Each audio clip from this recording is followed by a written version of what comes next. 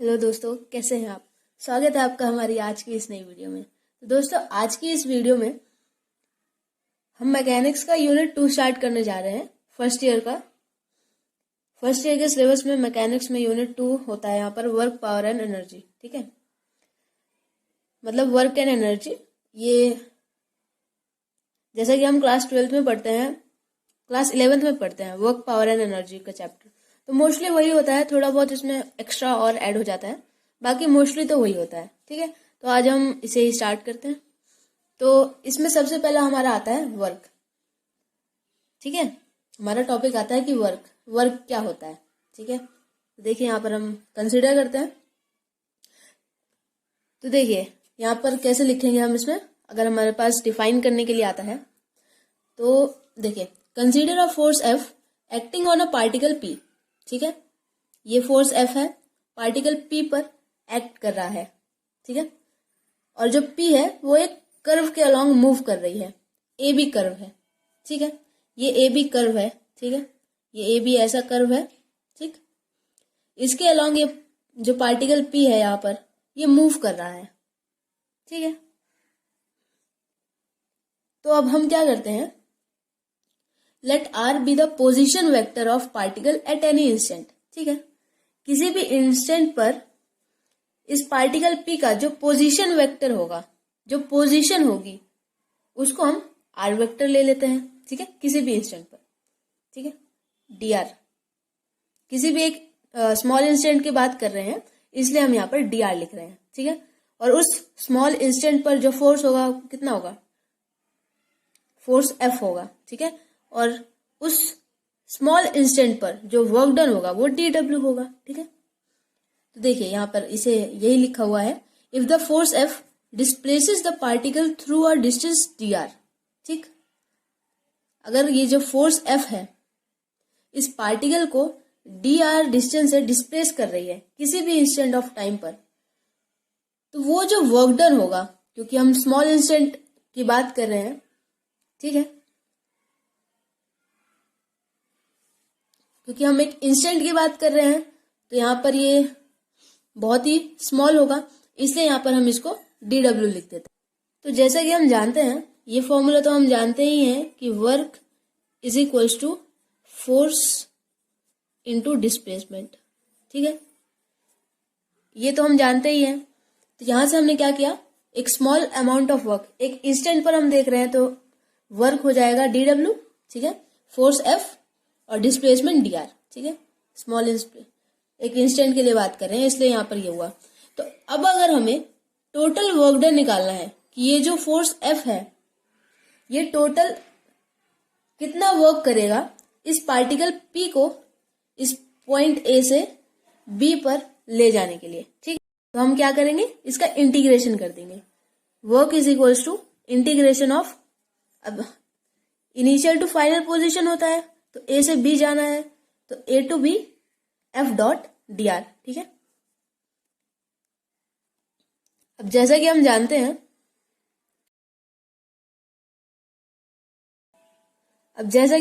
हैं, ठीक है, द प्रोडक्ट, अब ये एफ डॉट डी आर है। ठीक है, ये डॉट प्रोडक्ट है। तो जैसे कि हम जानते हैं कि डॉट प्रोडक्ट का फॉर्मूला हमारे पास क्या होता है, जैसा हमारे पास होता है, अगर हम ए डॉट बी कर रहे हैं, जो हम वेक्टर क्वांटिटीज में पढ़ते हैं, जो हम वेक्टर अलजेब्रा के अंदर पढ़ते हैं, ए डॉट बी क्या होता है, ए बी कॉस थीटा, और ए क्रॉस बी क्या होता है, मतलब ये स्केलर डॉट प्रोडक्ट होता है, ये वेक्टर प्रोडक्ट होता है, तो ये हो जाता है A cross B sine theta N cap, और एन कैप यहाँ पर यूनिट नॉर्मल वेक्टर होता है। ठीक है, तो यहां से ये एफ डॉट डी आर को हम क्या लिख सकते हैं, F into D R cos theta. ठीक है ना, F D R cos theta या फिर F cos theta d are. अब इस चीज को ऐसा समझिए, देखिए ये डायग्राम देखिए। ठीक है, अब अगर फोर्स है, ठीक है, तो अगर फोर्स के हम कंपोनेंट्स करें तो कॉस थीटा की डायरेक्शन में, मतलब थीटा की डायरेक्शन में होता है कॉस थीटा, तो एफ कॉस थीटा कहीं यहां कहीं होगा। ठीक है, और यहां कहीं होगा एफ साइन थीटा। ठीक है, यहाँ कहीं होगा एफ साइन थीटा। अब क्योंकि ये जो पार्टिकल पी है ये इस डायरेक्शन में मूव कर रहा है, क्योंकि फोर्स तो इस डायरेक्शन में इसको मूव करा रहा है, तो फोर्स का जो एफ साइन थीटा है उसका कोई रोल नहीं है यहाँ पर। ठीक है, एफ कॉस थीटा ही यहाँ पर रोल प्ले कर रहा है इस पार्टिकल पी को इस बी पोजीशन पर ले जाने पर। ठीक है, इस बी पोजीशन पर ले जाने पर, तो इसका मतलब हम इसको ये भी कह सकते हैं, वर्क डन को हम क्या कह सकते हैं, एफ कॉस थीटा। मतलब जो ये एंगल थीटा है तो फोर्स का वो कंपोनेंट, ठीक है, फोर्स का कंपोनेंट जो इस पार्टिकल पी को इस बी पोजीशन पर ले जा रहा है, तो वो कंपोनेंट है एफ कॉस थीटा। ठीक है, इनटू डिस्प्लेसमेंट मतलब डी आर। ठीक है, अब ये जो थीटा है, ये थीटा, ये जो थीटा है, this theta is angle between force and D R. ठीक है, फोर्स जिस एंगल पर काम कर रहा है, फोर्स जिस डायरेक्शन में काम कर रहा है और जिस डायरेक्शन में डिस्प्लेसमेंट हो रही है, उसके बीच में जो एंगल है, जो स्मॉलर एंगल है, ये चीज ध्यान रखिए। देखिए, एक एंगल तो ये बन रहा है और एक एंगल अगर हम देखें तो पूरा ये भी बनेगा। ठीक है, मतलब कि देखिए, अगर यहां पर हमारे पास दो वेक्टर्स हैं, ठीक है, ये ए है, ये बी है, ये थीटा है। ठीक है, तो इसको हम क्या कह सकते हैं, इसको हम 360 माइनस थीटा नहीं कह सकते हैं। ठीक है, तो ये भी तो हम लिख सकते थे, ये एंगल क्यों नहीं लिखा है, क्योंकि यहाँ पर ये जो डॉट प्रोडक्ट है या क्रॉस प्रोडक्ट है, दोनों में ही ये जो थीटा एंगल है ये स्मॉलर एंगल होता है, smaller angle between a and b vectors. ठीक है, तो ए और बी के बीच में जो स्मॉलर एंगल है वो है थीटा, वैसे ही यहाँ पर थीटा है, इसलिए यहाँ पर हम लिख रहे हैं F cos theta d are. ठीक है, thus work done by the force on a particle is define as. ठीक है, अगर आपको वर्क डन की डेफिनेशन लिखने को आए तो आप ऐसे लिखिएगा। ठीक है, is define as the line integral of the tangential component. देखिए, टेंजेंशियल कंपोनेंट, इस कंपोनेंट की बात कर रहे हैं, एफ कॉस थीटा की बात कर रहे हैं। ठीक है, tangential component of force evaluated along the actual path of particle. ठीक है, मतलब टेंजेंशियल कंपोनेंट ऑफ फोर्स। ठीक है, और उसको हम इवेल्युएट कहां करेंगे, जहां पर पार्टिकल इनिशियल से फाइनल जा रहा है, जिस डायरेक्शन में पार्टिकल मूव कर रहा है उसके अलोंग हम इसको इवेल्युएट करने वाले हैं, और फोर्स भी इसीलिए उसी डायरेक्शन में लेंगे जो उस पार्टिकल को उस डायरेक्शन की तरफ लेकर जा रहा है। ठीक है, तो इस केस में यहाँ पर एफ कॉस थीटा है। ठीक है, तो एफ कॉस थीटा ही इसको लेकर जा रहा है, तो यहां से हम इसको लिख सकते हैं ऐसा। ठीक है, ये work done is equals to integration of a to B F dot D R. ठीक, अब देखिए, अब हम क्या कर रहे हैं, अगर हमारे पास जो फोर्स है,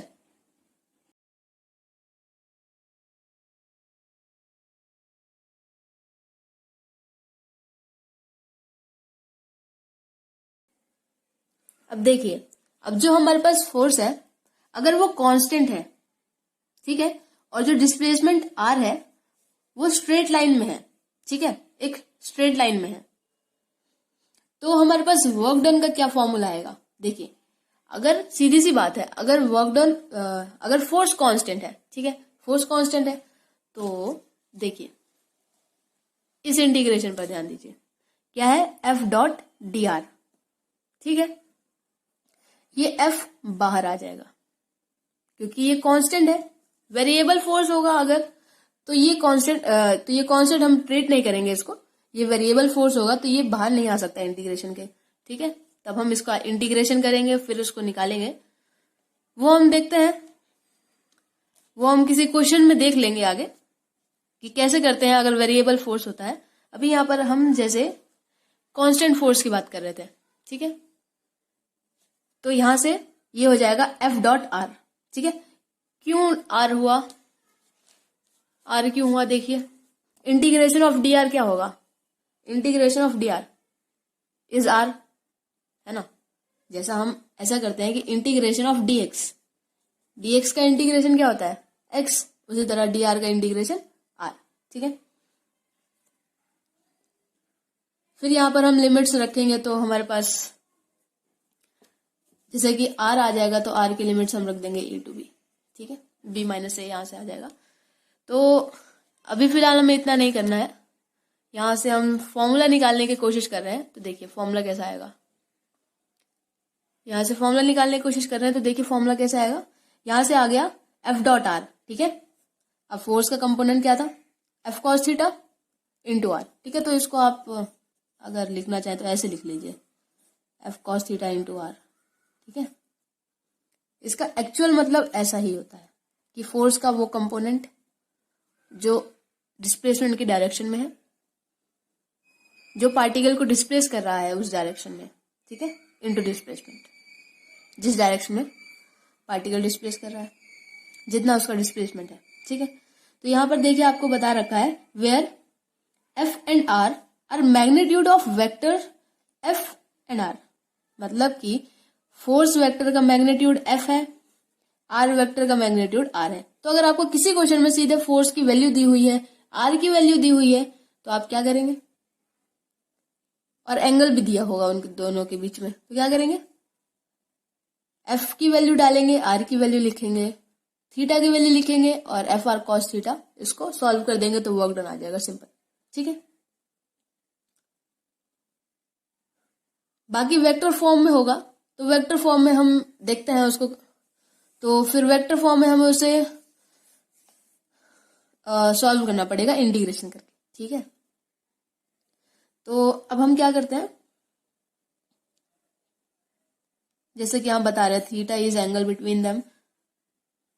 हाँ देखिए, जैसा कि आपको हमने बताया कि F cos theta is the component of force along direction of r. Displacement की डायरेक्शन में फोर्स का जो कंपोनेंट है वो है एफ कॉस थीटा, तो इसलिए ये फॉर्मूला बना, work done is F cos theta into r. ठीक है, अब हम आगे बढ़ते हैं। देखिए यहाँ पर और कुछ थोड़ा सा लिखा हुआ है। हाँ, आप ये फॉर्मूला याद कर सकते हैं वर्क डन के लिए, सिंपल। ठीक है, work done is equals to component of force along displacement into displacement. अब इस केस में तो एफ कॉस थीटा था, जरूरी नहीं है हर केस में एफ कॉस थीटा होगा। ठीक है, तो आप ये फॉर्मूला याद रखिए। जैसे कि आप कुछ एडवांस लेवल की प्रॉब्लम्स करते हैं तो उस चीज पे, तो उन क्वेश्चंस में ये कंसेप्ट ज्यादा अच्छा रहता है कि work done is equals to component of force along displacement into displacement of particle. ठीक है, जो डिस्प्लेसमेंट होगा और उस डिस्प्लेसमेंट के अलोंग जो फोर्स काम कर रहा होगा, जो फोर्स एक्ट कर रहा होगा, उसको मल्टीप्लाई करेंगे तो वर्क डन आ जाएगा। ठीक है, कि फोर्स ने उस पार्टिकल को ए पोजीशन से बी पोजीशन ले जाने में कितना काम किया। ठीक, ओके। तो आप ऐसा भी लिख सकते हैं वर्क डन की स्टेटमेंट की work done by a particle is the product of magnitude of displacement and the component of force in the direction of displacement. ठीक है, अब हम आगे बढ़ते हैं। तो देखिए कि यहां पर अगर, जैसा कि अभी तो हम एक सिंगल फोर्स की बात कर रहे थे, पर यहां पर अगर हमें बहुत सारे फोर्सेस मिल जाए, मतलब नंबर ऑफ फोर्सेस मिल जाए, F1, F2, F3 या फिर कितने भी, ठीक है, एक साथ किसी भी बॉडी पर एक्ट कर रहे हैं। ठीक है, तो उनका रिजल्टेंट क्या होगा, हम क्या करेंगे, सारे फोर्सेस को ऐड कर देंगे। ठीक है, अब इसको ऐड कैसे करेंगे, डायरेक्शन में लेंगे हम। ठीक है, क्योंकि फोर्स एक वेक्टर क्वांटिटी है। तो देखिए, अगर एक फोर्स इस डायरेक्शन में है, एक फोर्स इस डायरेक्शन में है, ये F1 है, ये F2 है, तो क्या करेंगे, F1 प्लस F2 तो कर रहे हैं, पर इसको हम ऐसे लिखेंगे F1 प्लस माइनस F2। ठीक है, क्योंकि दोनों की डायरेक्शन अपोजिट है ना, इसलिए। ठीक है, तो the work done on particle is given by, जैसा कि हमने ये फॉर्मूला निकाला था, work done is integration of a to B F dot D r is equals to, F की वैल्यू क्या हो जाएगी, F1 plus F2 plus F3। और अगर ये सारे फोर्सेस एक कांस्टेंट है तो इनको हम बाहर ले सकते हैं ऐसा अलग करके, जैसा हम यहाँ पे इस इंटीग्रेशन को अलग कर सकते हैं F1 dr plus F2 dr plus F3 dr। ठीक है, अब अगर ये कांस्टेंट है तो इनको हम बाहर ले सकते हैं, अगर वेरिएबल है तो फिर यहाँ पर हमको इंटीग्रेशन इनकी वैल्यूज डालकर इसको इंटीग्रेशन करना पड़ेगा और फिर वहां से हम वर्क डन निकाल देंगे। ठीक है, तो total work done is the sum of work done by each force. हर एक फोर्स जो काम कर रहा है उसको अगर हम ऐड कर दें, भले ही वो अपोजिट डायरेक्शन में हो, अगर अपोजिट डायरेक्शन में वो फोर्स लग रहा होगा तो माइनस लगाएंगे। ठीक है, और अगर सेम डायरेक्शन होगी तो प्लस कर देंगे। ठीक है, और यहां से हमें टोटल वर्क डन मिल जाएगा। तो जैसा कि हम जानते हैं कि वर्क की यूनिट क्या होती है, एसआई यूनिट होती है जूल। ठीक है, जूल होती है, या फिर एमकेएस। जैसा कि हम जानते हैं कि सिस्टम ऑफ यूनिट्स कितने होते हैं, एसआई यूनिट होता है, सीजीएस यूनिट होता है, एमकेएस यूनिट होता है, और भी बहुत सारे यूनिट्स हमने अपनी 11th क्लास में पढ़े थे। ठीक है, तो यहाँ से फिलहाल तो हमें एसआई यूनिट पर ही ध्यान देना है कि एसआई यूनिट क्या होती है, जूल। ठीक, अब मोस्टली पेपर में क्या क्वेश्चन आ सकता है आपके पास, 1 या 2 नंबर में आपको ये चीज आ सकती है कि डिफाइन वर्क। ठीक है, what is it's SI unit and define, या फिर सिंपल आ सकता है डिफाइन 1 जूल। ठीक है, अब आपको बताना पड़ेगा कि 1 जूल क्या है। ठीक है, तो इसके लिए कैसे करेंगे, देखिए इसके लिए आप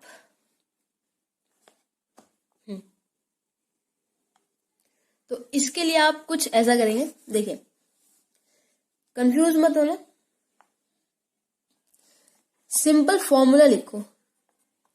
ठीक है, simple work is force into displacement. ठीक है, इसको dr लिख देते हैं, F.dr अभी के लिए। ठीक है, ठीक है, ये होता है formula, work is force into displacement, ये फॉर्मूला है हमारे पास। ठीक है, अब क्या करेंगे, देखिए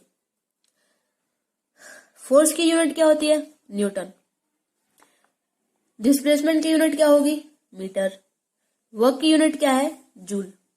1 जूल की बात कर रहा है तो 1 joule is equal to 1 newton into 1 metre. अब इसको स्टेटमेंट की तरह लिख दीजिए। ठीक है, इसको स्टेटमेंट की तरह लिख दीजिए। कैसे लिखेंगे, देखिए यहां से स्टार्ट करिए कि 1 joule is defined as the work done by a force of 1 newton. ठीक है, ये फोर्स है जिसकी वैल्यू है 1 न्यूटन। ठीक है, अब ये फोर्स डिस्प्लेस कर रहा है पार्टिकल को through a displacement of 1 metre. ठीक है, डिस्टेंस कितना है या डिस्प्लेसमेंट कितना है, 1 मीटर है। तो देखिए फिर से देखिए, 1 joule is defined as the work done. ठीक है, वर्क डन कौन करेगा, फोर्स ही करेगा। ठीक है, उस पार्टिकल को डिस्प्लेस करने के लिए फोर्स वर्क डन करेगा। तो कैसे, 1 joule is defined as the work done by a force of 1 newton. ठीक, in displacing a particle through a displacement of 1 metre. ठीक, through a displacement of 1 metre. ठीक, ये फोर्स है, ये डिस्प्लेसमेंट है। देखिए आता तो हम सभी को है, पर कई बार हम इस चीज में कंफ्यूज हो जाते हैं, तो हम कंफ्यूज ना हो इसके लिए ये डेफिनेशन मैंने 2 बार आपको बता दी। ठीक है, the work done by a force of 1 newton in displacing a particle through a displacement of 1 metre. ठीक है, अभी आप इसको ध्यान रखिएगा।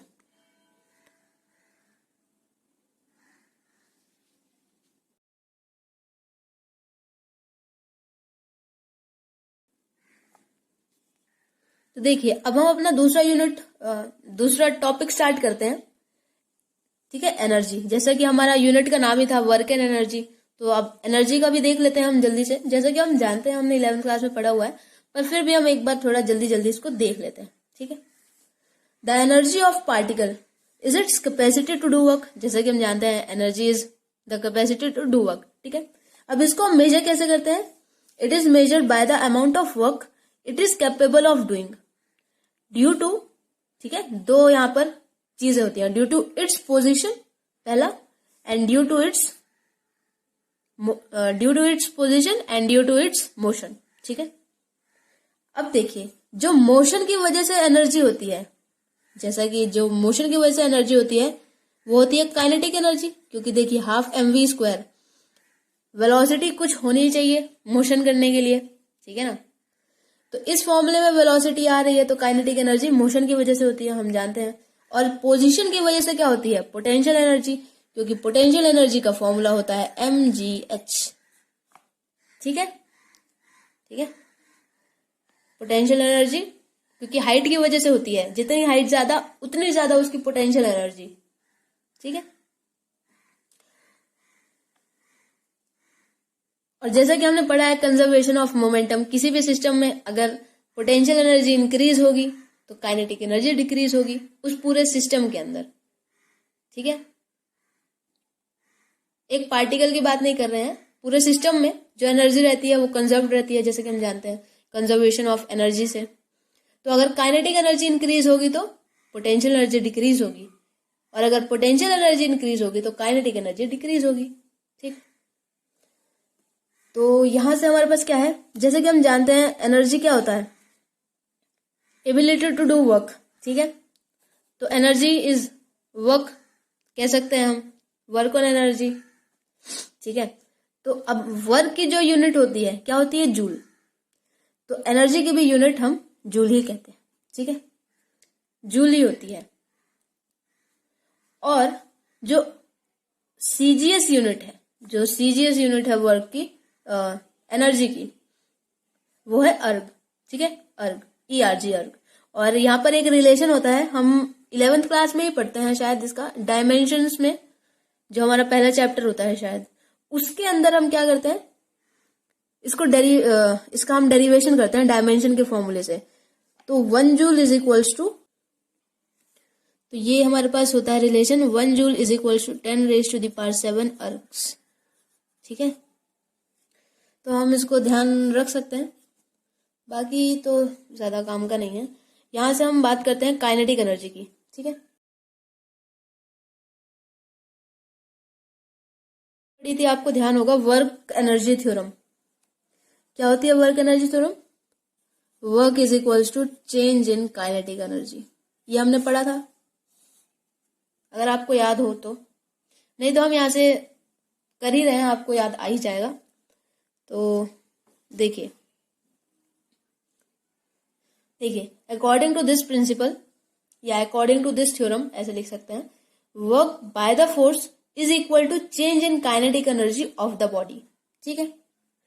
अब एक बात ध्यान रखिए, इसमें कंफ्यूज मत होइएगा, किसी किसी बुक में काइनेटिक एनर्जी को K से भी डिनोट करते हैं और किसी किसी में काइनेटिक एनर्जी को T से भी डिनोट करते हैं, ठीक है। तो इसमें कंफ्यूज मत होइएगा।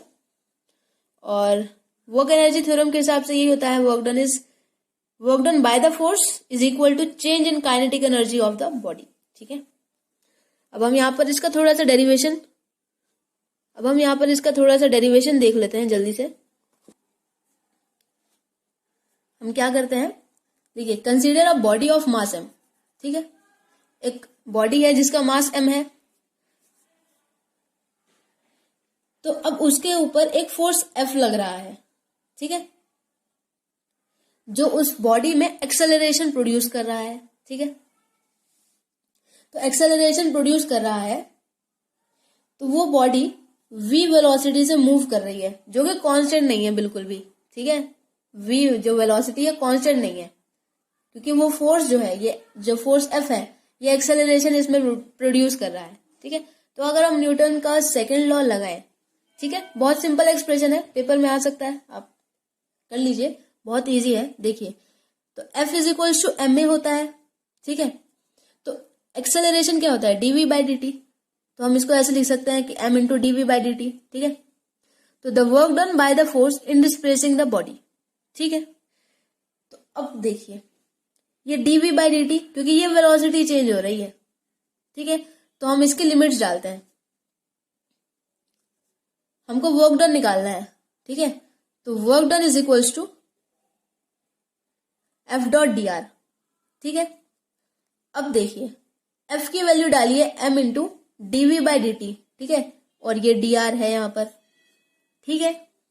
अब क्योंकि ये वेलोसिटी यहाँ पर चेंज हो रही है, ठीक है, तो हम क्या करते हैं, लिमिट्स डाल देते हैं initial velocity to final velocity. ठीक है, तो अब क्या होगा, हम यहां से इसको ऐसे लिख सकते हैं, यहां से इसको हम लिख सकते हैं, क्योंकि मास तो कांस्टेंट है। ठीक है, इस बॉडी का मास कांस्टेंट है, वेरिएबल मास नहीं है, कांस्टेंट मास है। तो मास बाहर ले लेते हैं इंटीग्रेशन के, D R by D T, ठीक है, इंटू डी वी। हमने क्या किया, यहां पर डी आर था तो इसको यहां पर ले आए और कुछ नहीं किया। अब D R by D T क्या होता है, वेलोसिटी ही होती है, ये होता है वी वेलोसिटी, तो वी डी वी हो गया। अब जैसा कि हम जानते हैं कि वी डी वी का इंटीग्रेशन क्या होगा, वी डी वी का इंटीग्रेशन क्या होगा, क्या होगा, वी स्क्वायर बाय 2 होगा, वी स्क्वायर बाय 2 होगा या नहीं होगा, होगा। ठीक, लिमिट्स क्या है, यू से वी, लिमिट्स रखिए, upper limit minus lower limit, क्या हो जाएगा, ये हो जाएगा वी स्क्वायर, ये हो जाएगा वी स्क्वायर बाय 2। ठीक है, रुके यहां पर करके देखते हैं थोड़ा सा। देखिए, हम कर रहे हैं integration v dot v d. ठीक है, इसका इंटीग्रेशन कर रहे हैं u से v। ठीक है, इसका इंटीग्रेशन हो जाएगा v स्क्वायर बाय 2, इसकी लिमिट्स है u से v। तो यहां से ये क्या हो जाएगा, v square by 2 minus u square by 2। ठीक है, और इस लिमिट के बाहर क्या था हमारे पास, m मास था। ठीक है, तो यहां पर हम m मास ऐसा कर देते हैं। अब अगर हम इसको ऐसे लिखें, m को मल्टीप्लाई कर दीजिए, तो ये हो सकता है half m v square minus half m u square. ये क्या हुआ, ये चीज क्या है, ये काइनेटिक एनर्जी है, फाइनल काइनेटिक एनर्जी है, और ये क्या है, इनिशियल काइनेटिक एनर्जी है। तो final kinetic energy minus initial kinetic energy, इसको क्या हम चेंज इन काइनेटिक एनर्जी लिख सकते हैं, बिल्कुल लिख सकते हैं। लीजिए, देखिए हो गया हमारे पास इसका डेरिवेशन। यहां से ध्यान रखना है, u जो है इनिशियल वेलोसिटी है, v यहाँ पर फाइनल वेलोसिटी है पार्टिकल की, ऐसे ही किया है यहाँ पर भी। तो वर्क डन क्या हुआ, इसको हमने क्या लिख दिया, k final minus k initial, change in kinetic energy, ये रहा। ठीक है, तो अगर ऐसा लिखा हो या ऐसा लिखा हो, क्योंकि t जो है डेल्टा t है, t को हम बहुत सारी बुक्स में आप देखेंगे, जब आप पढ़ेंगे तो आप देखेंगे कि बहुत सारी बुक्स में काइनेटिक एनर्जी को t से डिनोट किया हुआ है। तो change in kinetic energy delta t से डिनोट करेंगे, तो आप कंफ्यूज मत होइएगा, ये भी काइनेटिक एनर्जी है, इसको डेल्टा t से भी डिनोट कर देते हैं। चेंज इन काइनेटिक एनर्जी को डेल्टा t से भी डिनोट कर सकते हैं, और काइनेटिक एनर्जी को t से भी डिनोट कर देते हैं। ठीक है, तो इसी लॉ को हम कहते हैं वर्क एनर्जी प्रिंसिपल या फिर वर्क एनर्जी थ्योरम। ठीक है, अब यहां पर एक चीज थोड़ा सा ध्यान रखने वाली ये है कि देखिए, हम काइनेटिक एनर्जी को ऐसे भी डिफाइन कर सकते हैं as the work it can do before coming to rest. मतलब काइनेटिक एनर्जी वो एनर्जी है जितना वर्क वो कर सकती है रेस्ट में आने से पहले। कोई भी बॉडी रेस्ट में आने से पहले जितना वर्क कर सकती है वो उसकी काइनेटिक एनर्जी है, क्योंकि एनर्जी क्या होता है, एबिलिटी टू डू वर्क। ठीक है, मतलब आप ये सोचिए कि एक कार जा रही है, ठीक है, ठीक है, तो वहां पर एक्सेलरेशन लग रहा है, ठीक है, लेकिन एक्सेलरेशन मतलब कि रिटार्डेशन लग रहा है, उसने ब्रेक लगाया। ठीक है, जो ड्राइवर थे कार के उन्होंने ब्रेक लगाया। ठीक है, तो अब जो बॉडी की वेलोसिटी है वो धीरे धीरे कम हो रही है। ठीक है, तो काइनेटिक एनर्जी अगर हमें डिफाइन करनी है तो हम ऐसा कह सकते हैं कि जितना भी वो बॉडी वर्क कर रही है, ठीक है, रेस्ट में आने से पहले, जब तक वो रेस्ट में नहीं आ जाती उससे पहले वो जितना वर्क कर रही है मोशन में रहते रहते, है ना, वो है उसकी काइनेटिक एनर्जी। और पोटेंशियल एनर्जी, कोई भी बॉडी हम किसी हाइट पर रख देते हैं तो वो उसकी पोटेंशियल एनर्जी है, और जब वो बॉडी मूव करने लग जाती है तो वही पोटेंशियल एनर्जी काइनेटिक एनर्जी में चेंज हो जाती है। यही कंसेप्ट है। अब देखिए, if work is done by the force on the body, ठीक है। अगर कोई भी फोर्स किसी भी बॉडी पर, सपोज अगर हमारे पास कोई बॉक्स रखा हुआ है, तो देखिए जैसे कि ये एक बॉल है, ठीक है। अब अगर यहाँ पर इस पर कोई फोर्स लगाते हैं हम, ठीक है, अगर इस पर कोई फोर्स लगता है, ठीक है, सपोज अगर ये पेंसिल इसको ऐसे फोर्स लगा रही है, तो अब ये जो मूव कर रही है, ये बॉल जो मूव कर रही है, तो ये बॉल रेस्ट में आने तक जितना वर्क करेगी, ठीक है, वो काइनेटिक एनर्जी है, ठीक है। और दूसरा केस क्या आता है कि अगर ये बॉल, ठीक है, अगर ये बॉल वर्क करेगी, अगर ये बॉल जो है, ठीक है, अगर ये बॉडी वर्क कर रही है, तो इसकी काइनेटिक एनर्जी डिक्रीज होगी, ठीक है, इसकी काइनेटिक एनर्जी डिक्रीज होगी। देखिए अगर यहाँ पर ये स्लोप है, ठीक है, अगर यहाँ पर ये स्लोप है और ये बॉडी यहाँ पर है, तो अगर ये बॉडी नीचे नहीं जाना चाहती है, ऊपर आने के लिए ये वर्क कर रही है, ठीक है, तो देखिए अगर किसी भी बॉडी पर जो वर्क होता है वो कोई फोर्स अगर लगा रहा है, उसकी वजह से वर्क हो रहा है, तो काइनेटिक एनर्जी इंक्रीज होगी, ठीक है। और अगर जो बॉडी है वो खुद वर्क कर रही है, उस पर कोई फोर्स नहीं लगा रहा है, तो उसकी काइनेटिक एनर्जी डिक्रीज हो जाएगी। तो यहां से हम इस चीज को ध्यान रखते हैं।